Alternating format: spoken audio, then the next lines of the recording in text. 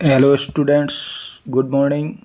कक्षा 9वीं के विद्यार्थी जो हिंदी विषय का पेपर देने वाले हैं 1 मई 2025 को, उनके लिए एक प्रश्न पत्र लेके मैं पहुंचा हूं मेरे यूट्यूब चैनल आलोक क्लासेस के माध्यम से। इस प्रश्न पत्र को देखकर आप अपनी तैयारी कर लें। इससे पूर्व में जो जो प्रश्न पत्र चढ़ाए थे, अच्छा रिस्पांस मिला आप सबकी तरफ से, और उन प्रश्न पत्रों में से बहुत सारे प्रश्न आपके मुख्य जो पेपर हुआ है उसमें आए थे। इसलिए अपनी तैयारी इसके अकॉर्डिंग कर लेवें। जो जो विद्यार्थी पहली बार इस चैनल पे आ रहे हैं वे प्लीज़ इस चैनल को सब्सक्राइब कर लेवें, ताकि इस तरह के और वीडियोज़ आपके पास पहुंचते रहें। वीडियो को लाइक करें और दोस्तों के साथ शेयर करें, ताकि वो भी अपनी तैयारी पुख्ता कर सकें। चलिए हल करते हैं। खंड अ में क्या है? निम्नलिखित अपठित गद्यांश को पढ़कर पूछे गए प्रश्नों के उत्तर लिखें। इस पूरे गद्यांश को आप पढ़ेंगे और उसके बाद आप नीचे जो प्रश्न दे रखे हैं ये यहाँ इनके आपको आंसर लिखने हैं। चलो, क्या कह रहा गद्यांश? प्रश्न क्या कह रहा? पहला देखो, आदिकाल में मानव जीवन किस पर आधारित था? वो ऊपर आपको ले चलता हूँ मैं। ये मानव जाति ने अपने उद्भव काल से प्रकृति की गोद में, यानी आदिकाल में मानव जीवन जो है वो प्रकृति पर आधारित था। ये उत्तर लिखेंगे आप, प्रकृति पर। और वनवास काल में राम सीता लक्ष्मण ने कहाँ पर निवास किया? ये भी आप ऊपर इस इस पद्यांश को पढ़ेंगे, गद्यांश को, तो आपको हर जगह उत्तर मिलेंगे। ये देखो, पंचवटी, राम सीता कहाँ पर रहते थे? पंचवटी में, पंचवटी नामक स्थान पर। फिर वृक्षों से परोक्ष फायदा किस में हो सकता है? परोक्ष और अपरोक्ष में अंतर है। परोक्ष फायदा यानी जो हमारी आंखों के सामने हमको जो फायदा दिखाई दे रहा है, वो जैसे क्या क्या का, वृक्षों की लकड़ी काम आती है, रथ ट्रक रेल के डिब्बे फर्नीचर आदि बनाए जाते हैं पेड़ों की लकड़ियों से, इमारती लकड़ी प्राप्त होती है, उससे भवन निर्माण होता है। ये सारे काम, ये परोक्ष फायदे है। लकड़ी का प्रतिरूप किसे माना गया है? ईंधन को। इसका उत्तर लिखेंगे। वृक्षों से प्रत्यक्ष लाभ के दो उदाहरण, प्रत्यक्ष लाभ और अप्रत्यक्ष लाभ। अप्रत्यक्ष यानी जिसको अपन देखते नहीं है, जैसे ऑक्सीजन मिलती है, और दूसरा यहाँ पर आपको पूछा है प्रत्यक्ष लाभ का। प्रत्यक्ष लाभ का मतलब जो हमारी आंखों के सामने, जैसे जलाने के लिए लकड़ी मिलती है और फल भी मिलते हैं। संसार में मानव जीवन को सर्वप्रथम किसने संरक्षण दिया? वो प्रकृति ने दिया है। उपयुक्त गद्यांश का उचित शीर्षक लिखिए। वो शीर्षक यानी आप यदि नाम देना चाहें तो इसे, तो क्या देंगे? तो वो है प्रकृति की गोद। और पंचवटी का समास विग्रह और समास का नाम दोनों काम करने। समास विग्रह तो हो जाएगा 5 वटों का समूह, और समास का नाम यहाँ पर है वो द्विगु भी है और बहुब्रीहि भी है।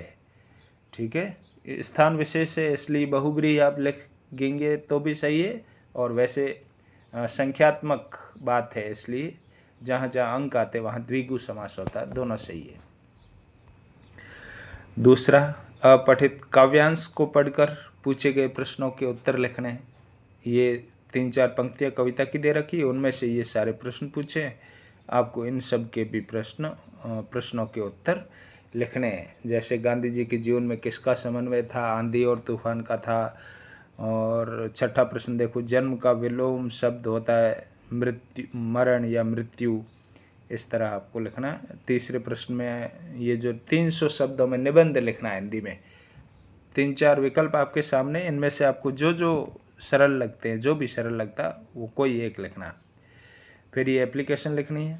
छोटे भाई रमेश को तो पत्र लिखना है। प्रधानाचार्य को एक प्रार्थना पत्र लिखना है जिसमें शिक्षण शुल्क माफ़ करने की प्रार्थना करनी है। ग्रामर वाला खंड देखो, खंड स, आँख पर्वत बादल में से किन्हीं दो के पर्यायवाची? आँख के नयन, नेत्र, चक्षु। पर्वत के मान लो लिख रहे हो तो शैल है, नग, अचल, गिरी। बादल के नीरद, जलद, मेघ, पयोद, अम्बुद, वारिद। ये सारे बादल के आपको 2-2 लिखने, मैंने खूब सारे बताए। विलोम शब्द जीवन का मरण, आस्तिक का नास्तिक होता है, शत्रु का मित्र और आकाश का पाताल। 7वां निम्नलिखित समोच्चारित भिन्नार्थक शब्दों में अर्थगत अंतर बताइए। सुत और सूत। सुत यानी पुत्र, सूत यानी धागा।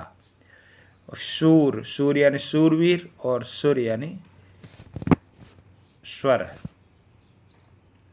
दूसरा सूर यानी अंधा। फिर 8वां देखो, मुट्ठी गर्म करना। मुहावरे का अर्थ लिखना, केवल वाक्य प्रयोग नहीं है। मुट्ठी गर्म करने का मतलब है रिश्वत लेना या देना। फिर जीती मक्खी निगलना, इसका भी अर्थ लिखना है, केवल जानबूझकर गलत या अनुचित काम करना, उसे कहते हैं जीती मक्खी निगलना। 10वां क्या है, निम्न मुहावरों का अर्थ बताते हुए वाक्यों का प्रयोग करना है। 8वां और 9वें में तो केवल अर्थ बताने थे, 10वें में अर्थ भी बताना है और वाक्य प्रयोग करना है। किस चीज़ का अर्थ बताना, देखो, फूंक फूंक कर पाँव रखना, इसका अर्थ होता है सावधानी या सोच समझकर कार्य करना। वाक्य प्रयोग क्या है, ऐसे लिखना कि नया व्यापार शुरू किया है, इसलिए फूंक फूंक कर कदम रख रहा हूँ। दूसरा, अपना उल्लू सीधा करना यानी अपना काम निकालना। वाक्य प्रयोग, आजकल लोग हर जगह अपना उल्लू सीधा करने की कोशिश में लगे रहते हैं। फिर नीचे निम्न पदों की सप्रसंग व्याख्या कीजिए। खंड द में यहाँ दो दोहे दे रखे हैं और आपको इनके अर्थ लिखने हैं, भावार्थ लिखना, व्याख्या करनी। जैसे मानसरोवर सुमर जल हंसा केली कराही, मुक्ता फल मुक्ता चुंगे अब उड़ी अन तन जाही। कबीरदास जी की साखी है कि जिस तरह हंस मानसरोवर में आनंद से खेल रहे हैं, वैसे ही मनुष्य को भी ईश्वर की भक्ति में लीन होकर परम आनंद प्राप्त करना चाहिए। दूसरा, प्रेमी ढूंढत मैं फिरों, प्रेमी मिले न कोई, प्रेमी को प्रेमी मिले सब विष अमृत होए। यानी मैं भगवान के प्रेमी को ढूंढ रहा हूँ, लेकिन मुझे कोई भी नहीं मिल रहा है, लेकिन यदि प्रेमी को प्रेमी मिल जाए तो विष भी अमृत में बदल जाए। इस तरह आपको भावार्थ लिखना है, इनका सरलार्थ।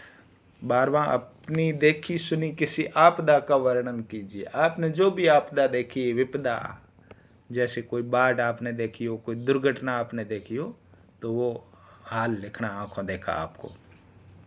या अपने फ्लैट की छत से लेखक ने बाढ़ का जो दृश्य देखा उसका वर्णन करना है, जो भी आपको अच्छा लगे वो करना। 13वां प्रश्न आपकी पाठ्यपुस्तक के प्रश्न है, लघु उत्तरात्मक छोटे छोटे उत्तर लिखने हैं।